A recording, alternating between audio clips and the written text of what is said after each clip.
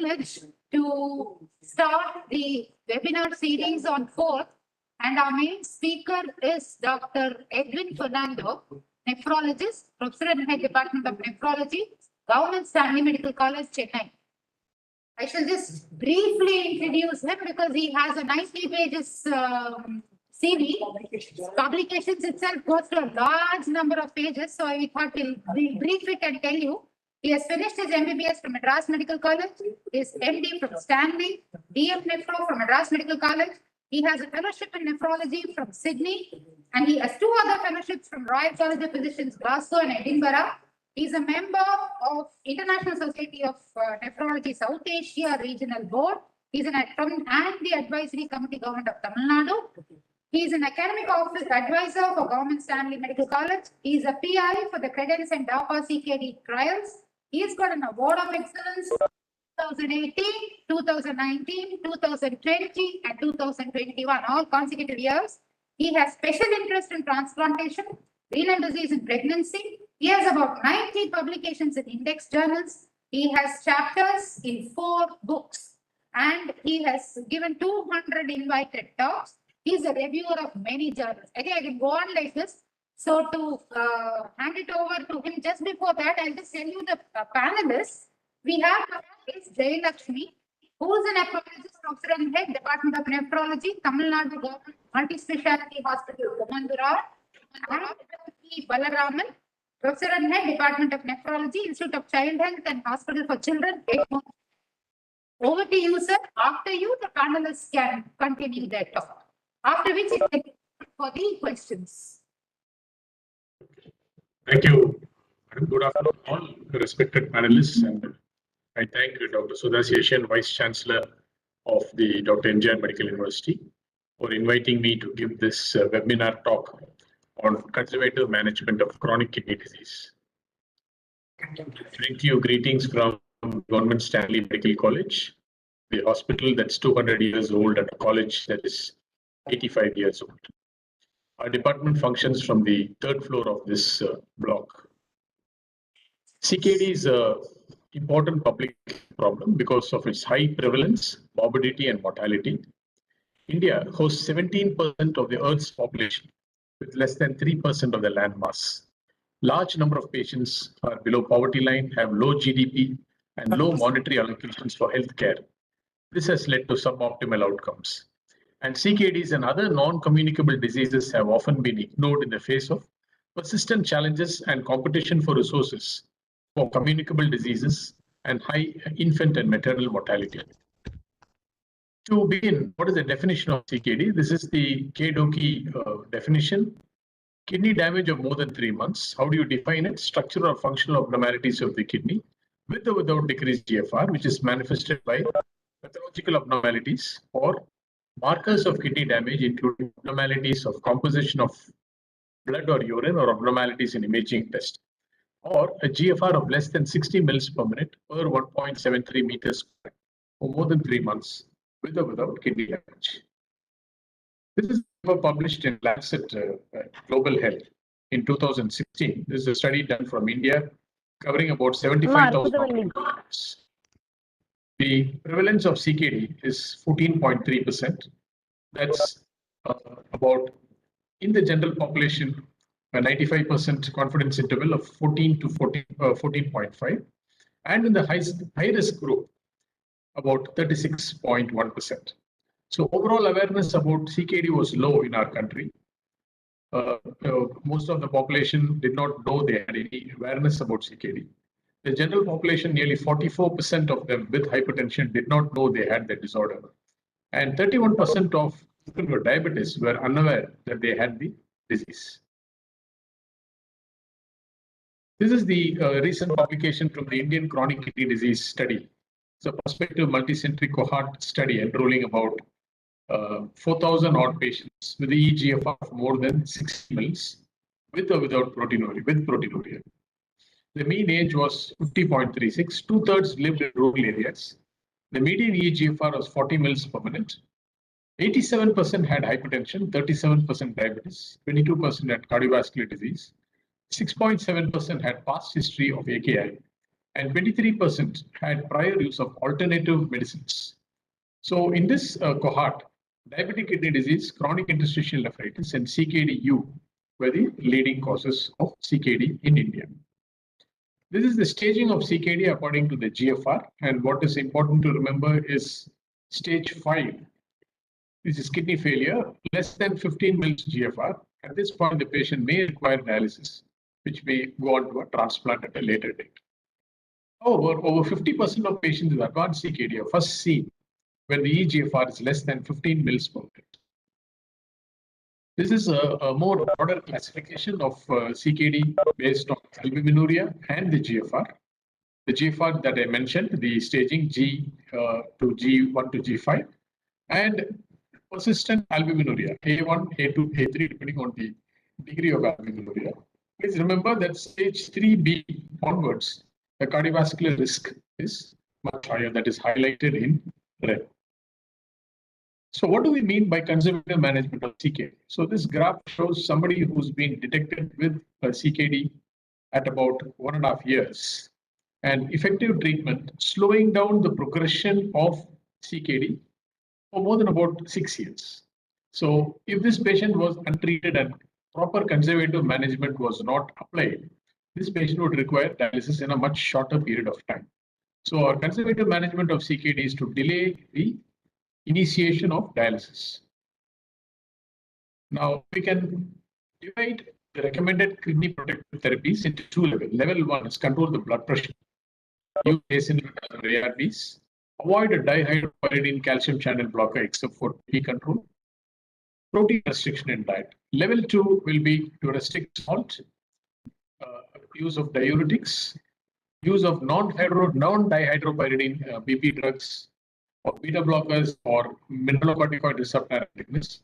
Control each component of the metabolic syndrome, stop smoking, control phosphorus and uric acid, bicarb supplementation, and avoid nephrotoxic drugs. We shall deal with each one of them separately.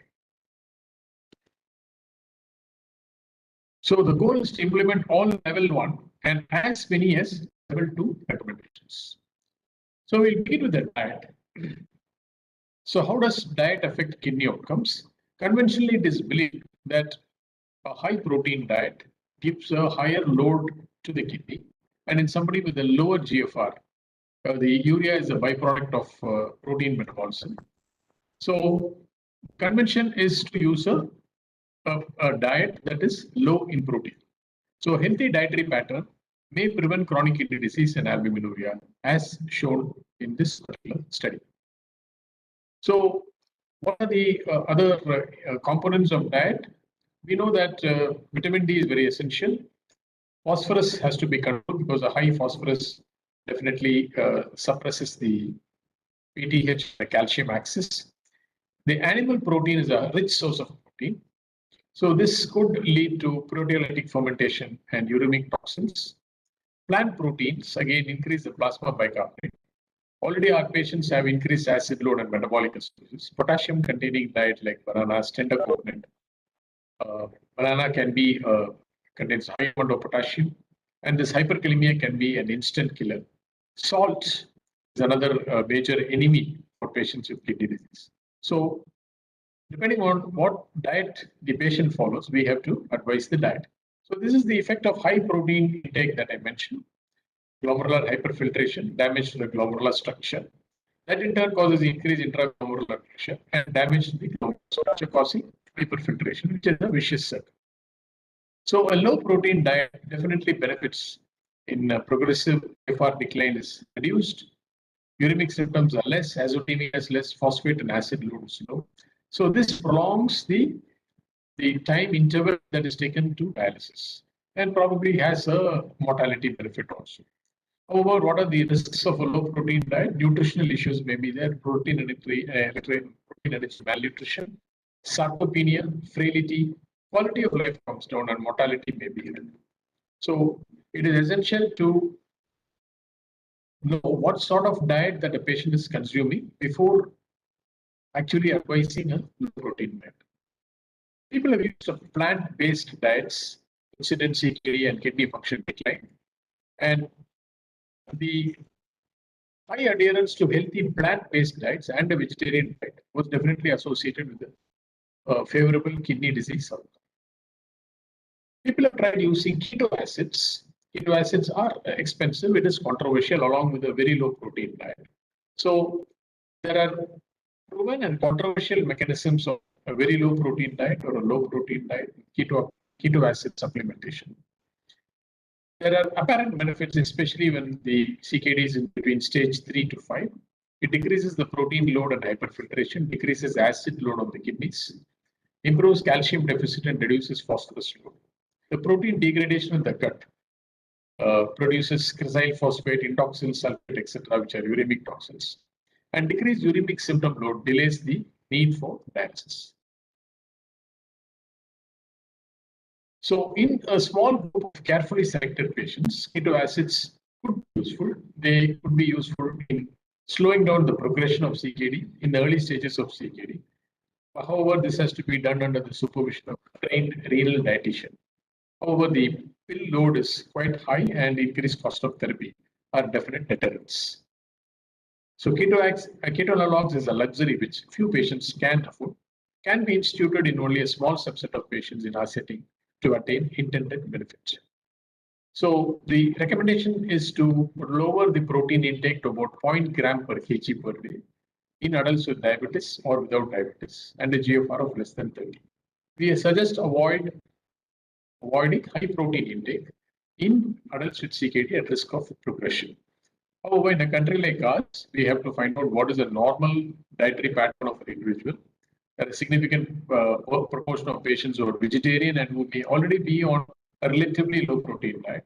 So suggesting a low protein diet to this population would again lead to malnutrition. So diet has to be individualized for each patient. Then coming to salt. Salt and water go hand in hand. So whenever there is increased salt, there is increase in blood pressure, there is increased proteinuria, increased albuminuria, there is increase in the extracellular volume. A high salt intake also contributes to increase in the TGF beta production, renal fibrosis, and CKD progression. In a country like ours, again, the salt intake is quite high. So salt has to be restricted. This is the DASH diet that was published long time back. 412 participants were randomly assigned to eat either a controlled diet typical of intake in US or a DASH diet. Reduction of sodium intake to levels below 100 millimoles per day and DASH diet both lower BP substantially with greater effects in combination than in single. So this is the meta-analysis of salt reduction in BP changes, 28 RCT trials.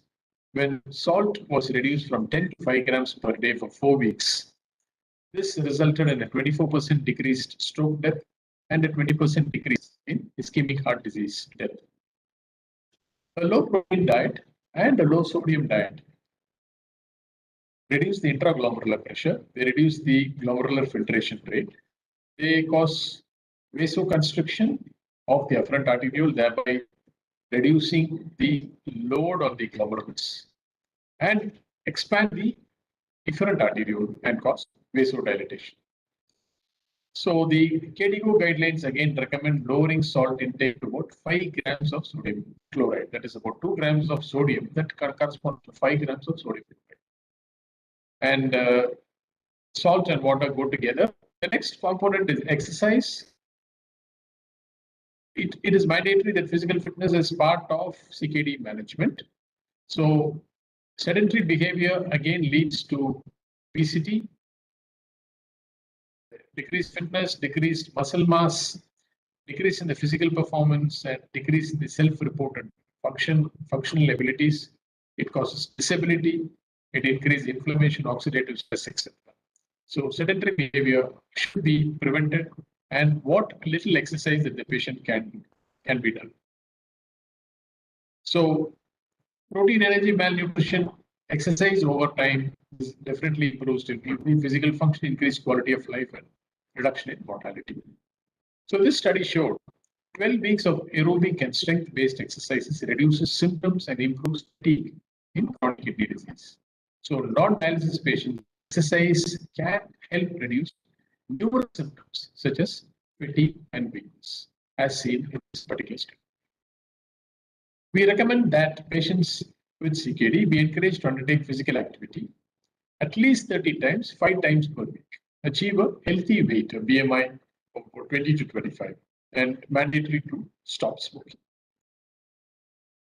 This is a study that shows the metabolic effects of diet and exercise in patients with moderate to severe CKD. It's a randomized control trial.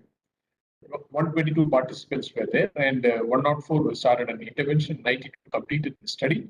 Healthy lifestyle interventions such as diet and exercise may represent a non-formal pharmacological strategy to improve markers of metabolic health in stage 3 and 4 CKD patients. The next important component is blood pressure. Now, we standardized office BP measurement in routine office BP measurement for the management of high BP.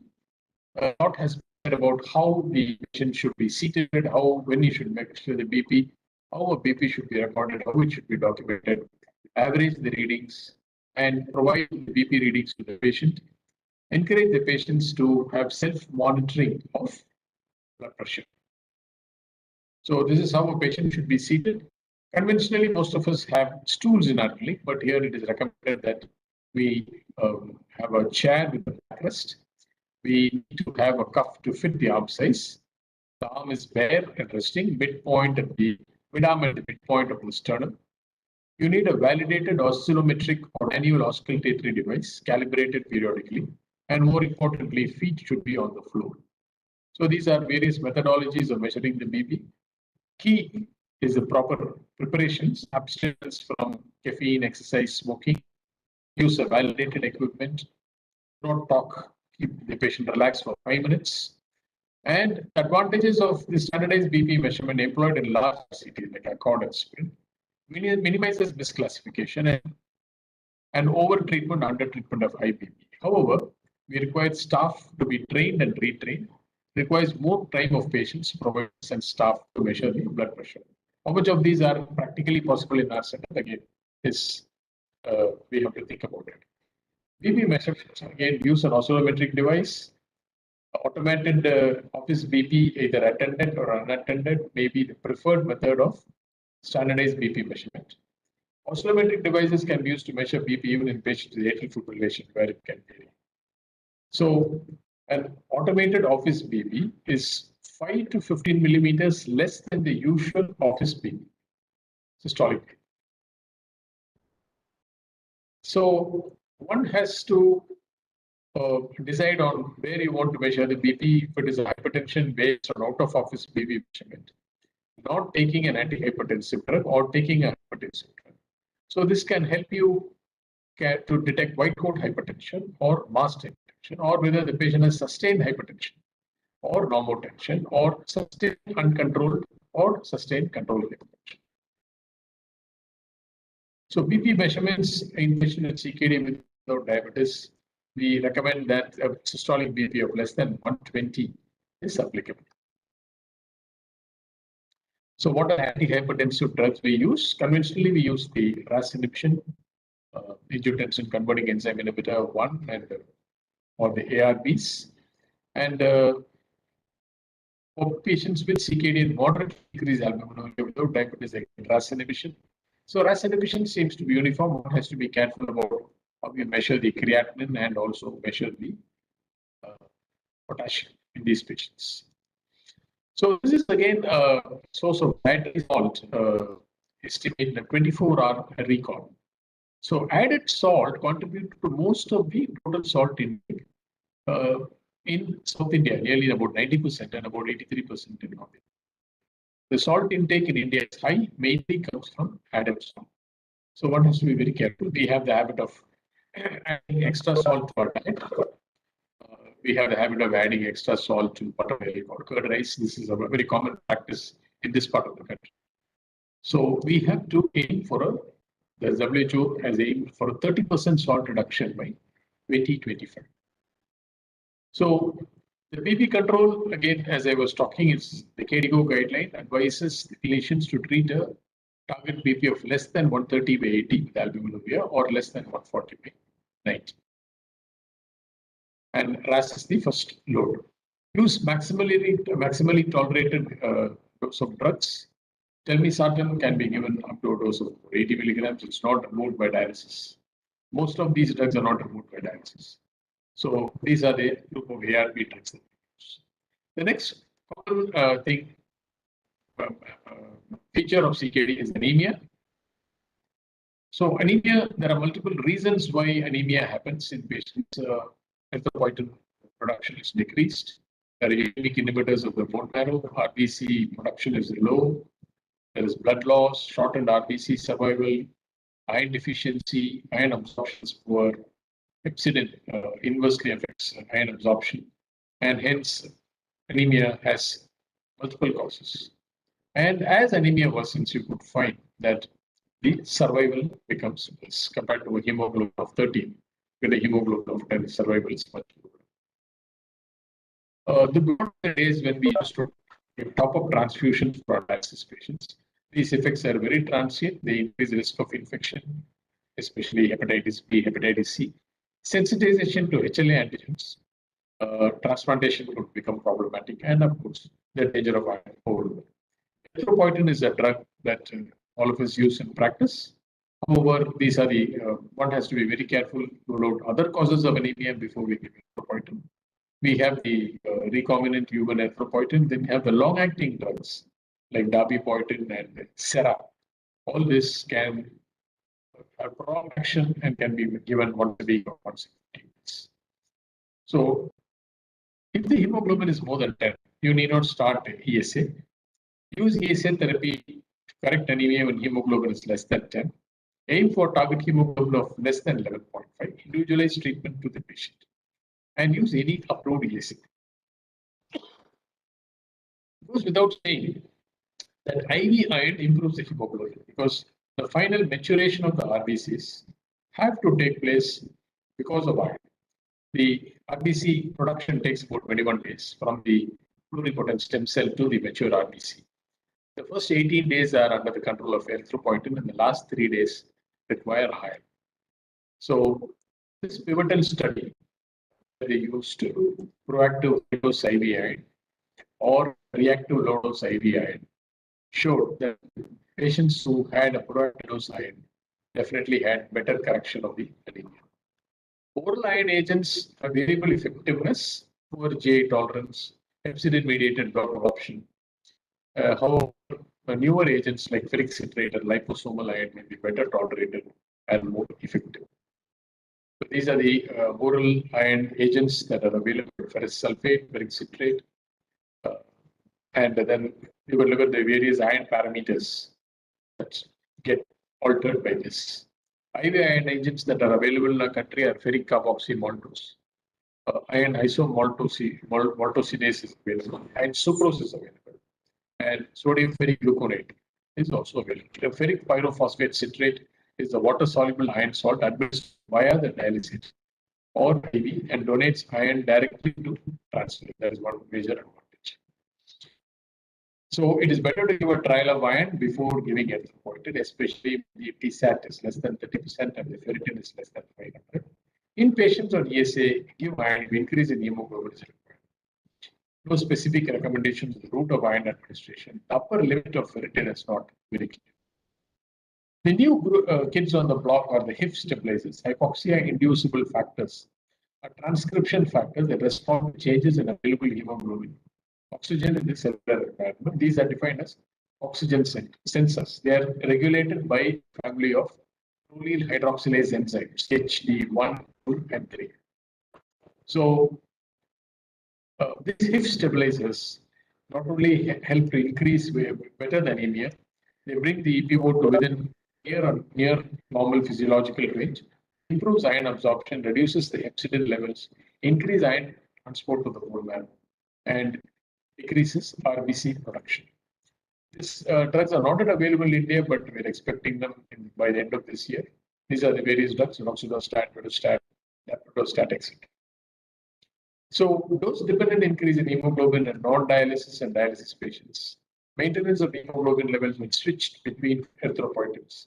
All these are added adreductions of cholesterol, blood pressure, and no major safety issues to date. The next major component that we'll address is CKD mineral-borne disease. We know that the calcium phosphorus hormone axis gets affected in patients with CKD. Monitoring serum calcium, phosphorus, and PTH is recommended at least once in a year. In CKD5, once every 3 months. Vitamin D deficiency and insufficiency be corrected using treatment strategies recommended for the general population. Individual levels of calcium and phosphorus have to be evaluated together. And look at the calcium phosphorus product. In patients with CKD stage 3A to 5D, we suggest limiting dietary phosphate intake in the treatment of hyperphosphatemia alone or in combination with other treatments. It is reasonable to consider phosphate source in making dietary recommendations. Phosphorus again is there in protein. When you restrict protein, phosphate also gets restricted. We are not a country that have high consumption of dairy milk and dairy products. In that group of patients, phosphate retention is a major issue. It is not such a big issue in this part of the world. Abnormal PTH again has to be graded depending upon the values, and calcium vitamin D analogs need not be routinely used. We reserve the use of these analogs for very severe patients with severe hyperparathyroidism. Calcium vitamin D analogs may be necessary to maintain the serum calcium. Phosphorus again is retained by the kidney till about 70% of the GFR is low. Phosphorus is well controlled. However, the phosphate binders are definitely necessary if they are not responding to a dietary restriction of phosphorus, which can be calcium based or metal based, or we have free metal free binders like sevelamer chloride and sevelamer carbonate. So calcium carbonate is a very inexpensive drug that is widely available. Calcium acetate has more phosphate binding capacity. Sevelamer, lanthanum is hardly used nowadays. Pill burden is low, but sevelamer has a high pill burden and can worsen metabolic acidosis and hyperchlorhydria. Pill load is high. So one has to be very careful to choose which phosphate binder to give to which patient.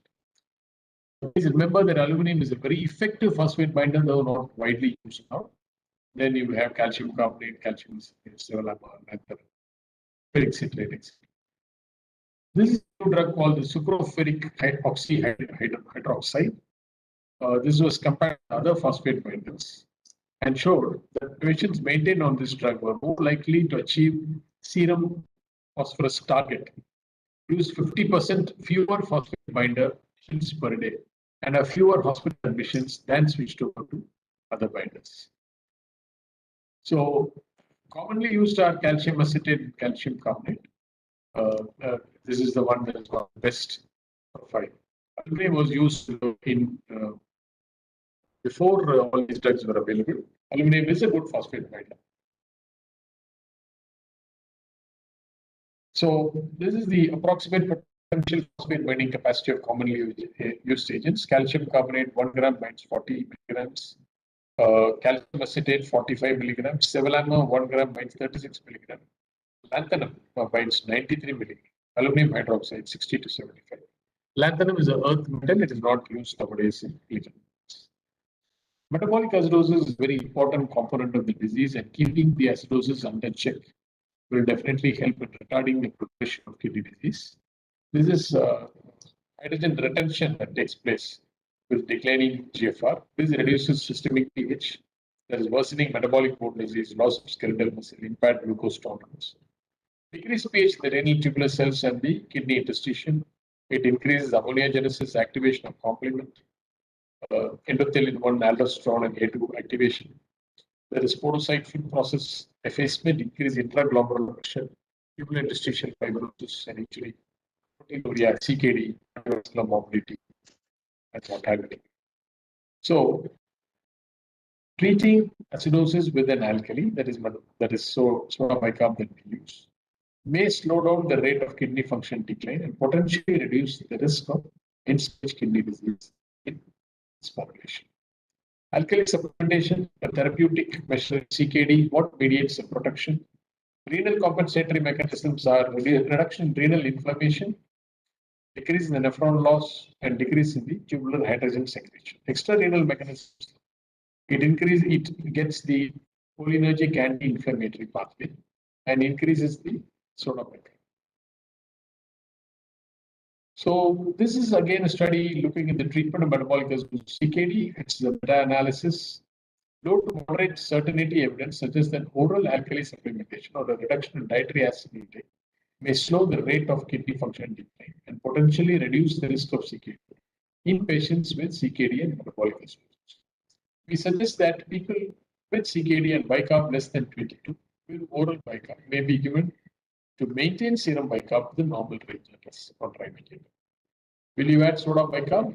Yes, a systematic review and meta-analysis of the effects of bicarb therapy on kidney disease. Soda bicarb may be beneficial in delaying CKD progression and reducing progression to kidney failure. Adequately powered RCTs are still required. So, during the COVID pandemic, many of our CKD patients were affected. This is a paper that shows high mortality of patients with COVID-19 in patients with CKD analysis. Higher levels of inflammatory markers were associated with severe disease. All our CKD patients are immunocompromised and should be vaccinated. They should be vaccinated against hepatitis B, pneumococcus, herpes, influenza, meningococcus, and varicella. The COVID vaccination shall be given. All live vaccines should be completed comfortably 8 weeks prior to the post date of transplant. The seasonal influenza vaccine should be taken on a regular basis.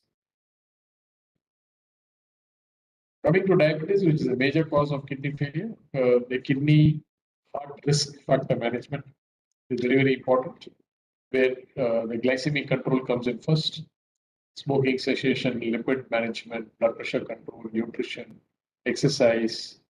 Then you use a combination of RAS blockade and SGLT2 inhibitors and antiplatelet therapy in a small group of patients. Self-monitoring of blood glucose is very important. All patients should be advised to buy an automated BP apparatus and a capillary blood glucose monitor at home. There are instances where continuous glucose monitoring by a subcutaneous sensors is also useful. We recommend an individualized HbA1c target ranging from 6.5 to 8. So if somebody's age is more than 80, if his A1c is 8, that's fine. But however, propensity of treatment to cause hypoglycemia, the factors to be considered, if it is low, then the chances of somebody getting a less than 8% HbA1c is HbA1c is.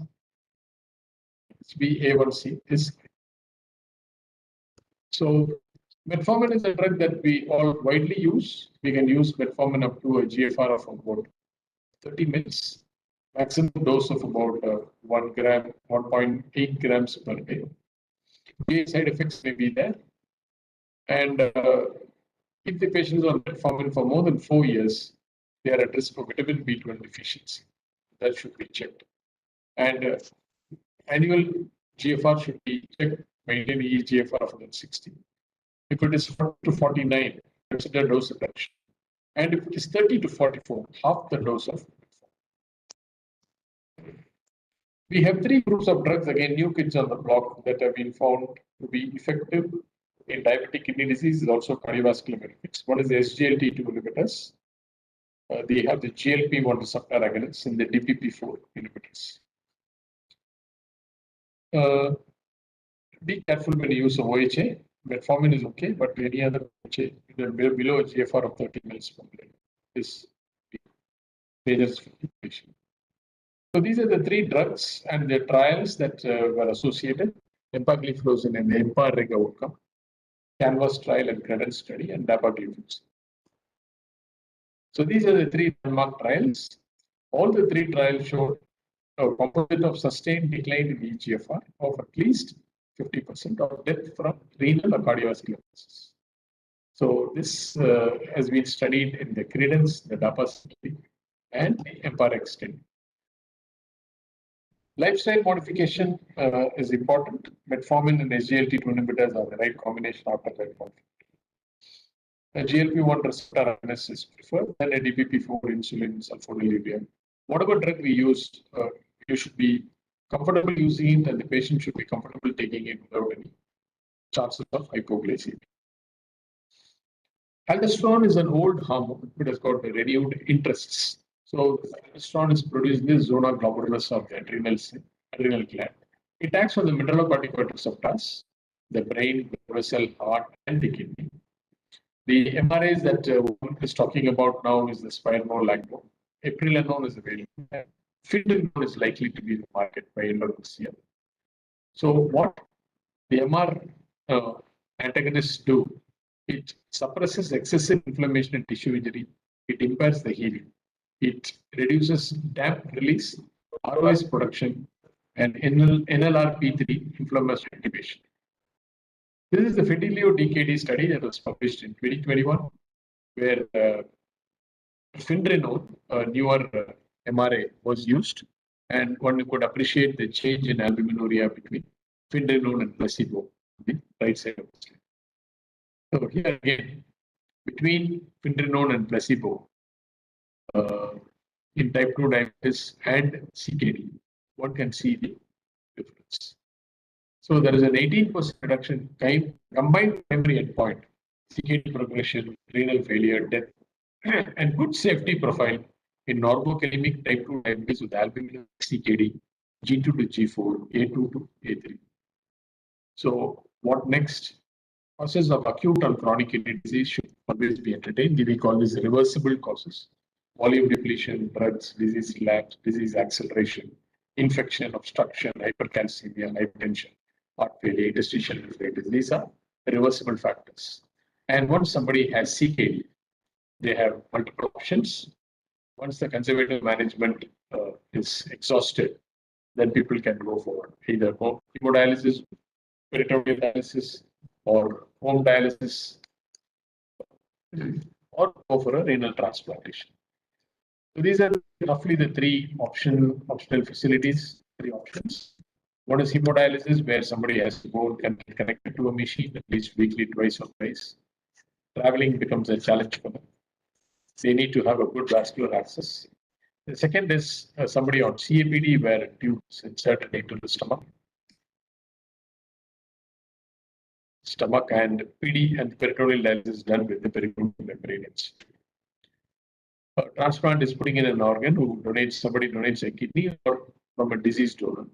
Transplantation gets you off dialysis and gives you better quality of life and independence.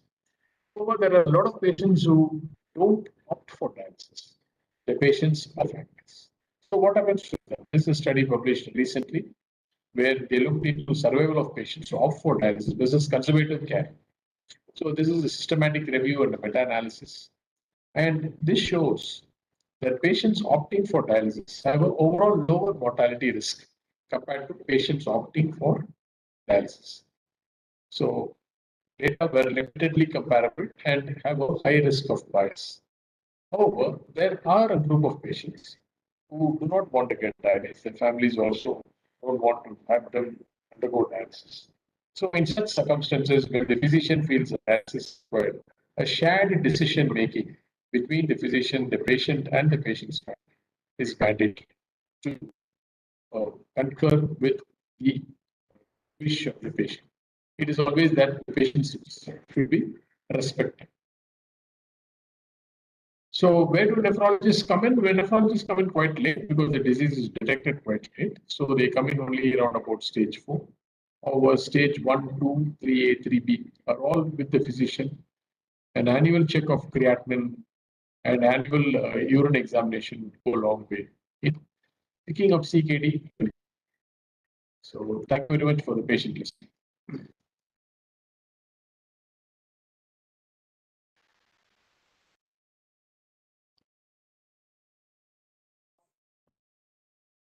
Thank you, Dr. Edwin, for the wonderful talk. Highly informative and everything in a nutshell.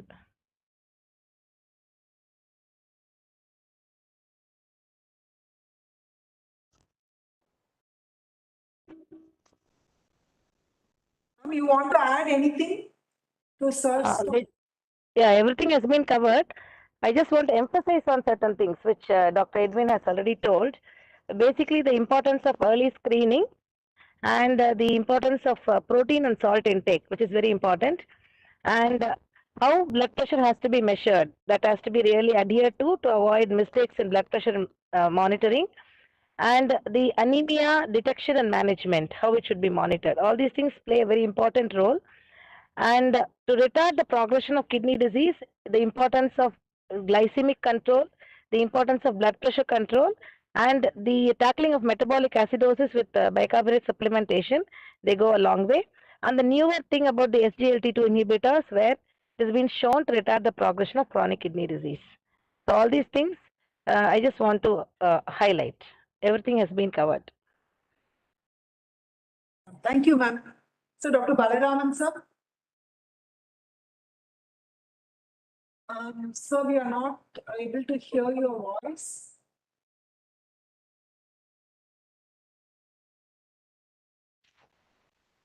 Dr. Balaraman is not audible. 1 minute, ma'am. Our technical team is here.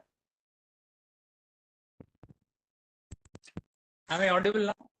Yeah, Yes, audible. yes, sir. Am I audible?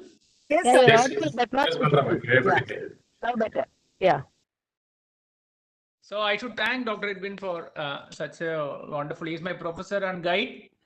Yeah, the salt and the salt restriction and then the protein restriction goes a long way. So once we diagnose chronic kidney disease, what I would like the practicing physicians to know is that all we have on table currently is salt restriction and protein restriction. But don't poo-poo this. This will go a long way. This will retard. These interventions will retard the progression of chronic kidney disease and prevent dialysis or sometimes postpone. And it can postpone sometimes for eternally. So the drug that we have is only a keto analog, which, as Sir rightly pointed out, which we are not affordable.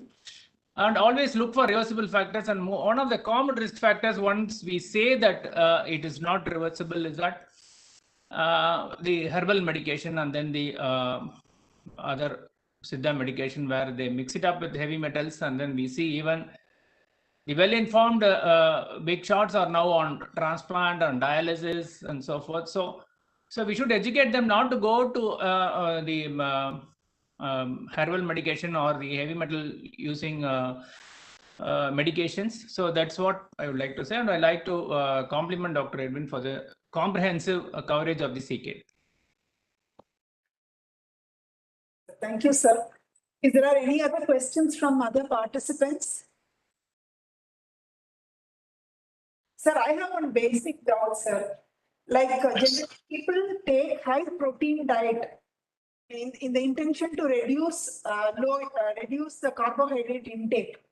And people mostly they go for all nuts soaked and then grind them, make into paste and eat. We know those are all heavy proteins. Will they really affect a normal person's kidney if they are not hypertensive or if they are not diabetic? There's been a lot of controversy in this area of people taking very high protein diet, the so-called keto diet, and its advantages in helping to reduce weight, etc. Yes, Though many patients have shown a sustained weight reduction, how long are we going to take this high protein diet? How many years are we going to follow this? And if we stop, what happens?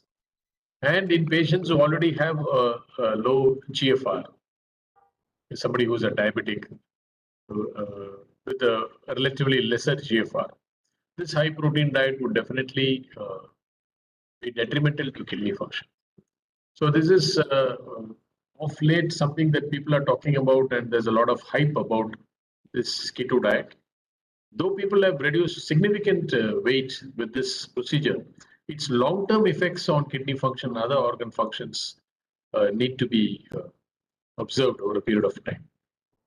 We can't recommend this as a medical specialist. I don't think any doctor would really recommend this to his patients. Thank you, sir.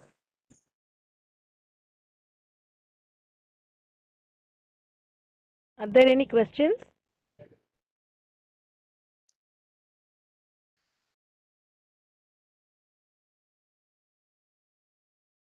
Any questions from the audience?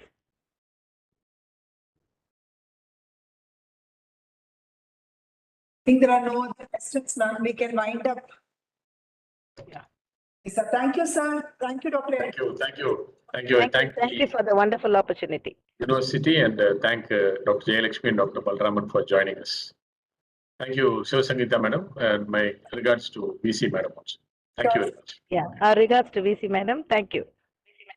Thank you, Dr. Balaraman, sir. Thank you, Dr. Jayalakshmi. Thank you, madam. Thank you, madam. Thank you.